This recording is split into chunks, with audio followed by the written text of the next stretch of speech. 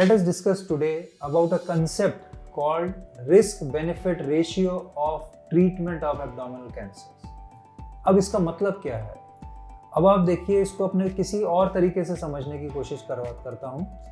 मान लेते हैं आप कोई बिजनेस करते हैं जहाँ पे आपको इन्वेस्ट करना है, तो सबसे पहले आप ये स्टडी करेंगे कि मैं इतना पैसा यहाँ लगाऊंगा, इसमें नुकसान होने का रिस्क ज़्यादा है, पैसा डूबने का रिस्क ज़्यादा है या मुनाफा होने का रिस्क ज़्यादा है, चांस ज़्यादा है। और जिस बिजनेस में मुनाफा होने का रिस्क बहुत ज़्यादा होगा और पैसा डूबने का रिस्क बहुत कम होगा, फॉर एग्जाम्पल 90% सक्सेस का रिस्क है और 10% फेलियर का रिस्क है, तो आप बिजनेस करेंगे शुरू, अदरवाइज आप शायद नहीं करेंगे। सिमिलरली हम कैंसर के ट्रीटमेंट में इलाज का डिसीजन लेते हैं। मान लेते हैं कोई पेशेंट का कैंसर है जो अर्ली स्टेज में आ गया है, जिसको हम ट्रीट करके 95 to 98% लंबा सर्वाइवल दे सकते हैं, उसमें हम ऑपरेशन की सलाह देते हैं और उसमें मरीज को मानना चाहिए। लेकिन मान लेते हैं मरीज को उम्र है 80 साल, कैंसर का रिस्क है 90% सर्जिकल कॉम्प्लिकेशन रिस्क, उसमें हमें सर्जरी करने का कोई फायदा नहीं। तो आपको मैं ये बात क्यों बता रहा हूँ, क्योंकि हमने आमतौर पर उल्टा देखा है। हमारे पास बहुत कॉमनली ऐसे पेशेंट आते हैं जिनकी एज 80-90 ईयर्स है और कैंसर बहुत एडवांस है, जिसमें सर्जिकल ऑपरेशन कैंसर का करने का रिस्क ही 90% से ज़्यादा है। उसमें हमें इंसिस्ट करते हैं कई लोग कि नहीं, आप ऑपरेट करो, हमें किसी भी तरह कुछ भी करना है। और जो यंग पेशेंट है जिसमें रिस्क, यंग या ओल्ड भी है अगर, जिसमें रिस्क लेस देन 5% है, उसमें वो कैंसर की नाम की वजह से उसका इलाज नहीं कराना चाहते। तो इस मिथ को हटाइए, रिस्क बेनिफिट रेशियो के हिसाब से चलिए। उम्र भी इंपॉर्टेंट नहीं है। हमारे पास, मेरा खुद का एक्सपीरियंस में 106 साल के व्यक्ति को मैंने ऑपरेट किया है लिवर कैंसर के लिए, जो इतना बड़ा ऑपरेशन होता है। क्यों? उम्र भले 106 साल थी, लेकिन उसका शरीर बहुत स्वस्थ था, वो ऑपरेशन झेल सकता था। और ऐसे ही हमने 40 साल के एक व्यक्ति का ऑपरेशन मना किया हुआ है क्योंकि वो बेड रिडन थे, उनमें शरीर में इतनी भी जान नहीं थी कि वो चल पाएं और कैंसर काफ़ी एडवांस था। सो रिस्क बेनिफिट रेशियो को समझ के अपने डिसीजन लीजिए in consultation with your treating GI surgeon. Coming to the next part, the rights and duties or the responsibilities of the treating doctor as well as the family of the patient. तो देखिए, doctor की duties क्या हैं।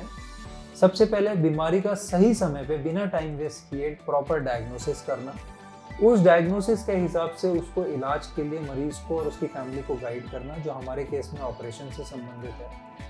Operation करने से पहले family को पूरी तरह से समझाना कि इस बीमारी का क्या रिस्क है और इस ऑपरेशन का क्या फ़ायदा और रिस्क है, फाइनेंशियल कंपोनेंट कैसा है, हमारे को कितने टाइम तक हॉस्पिटलाइज रहना पड़ेगा, ये सब चीज़ें, ये डॉक्टर की रिस्पॉन्सिबिलिटी है। ऑपरेशन होने के बाद हमारी रिस्पॉन्सिबिलिटी है कि हम डेली पेशेंट को टाइम टू टाइम मिलके अपडेट दें कि पेशेंट की प्रोग्रेस कैसी है। बाई चांस कोई कॉम्प्लिकेशन आ जाए तो तुरंत उसे पकड़ें और उसका सही समय पे सही इलाज करें। ये सारी रिस्पॉन्सिबिलिटी डॉक्टर्स की हैं। अब थोड़ी सी लेकिन पेशेंट और उसकी फैमिली की भी रिस्पॉन्सिबिलिटीज हैं, जो पेशेंट के वेलबींग और प्रॉपर ट्रीटमेंट में काम आती हैं, वो आप समझने की कोशिश करिए।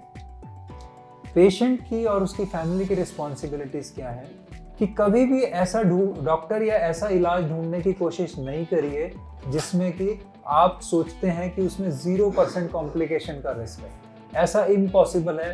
मेडिकल साइंस में कोई भी बीमारी या कोई भी ऑपरेशन ऐसा नहीं है जिसका इलाज करने में 0% खतरा हो।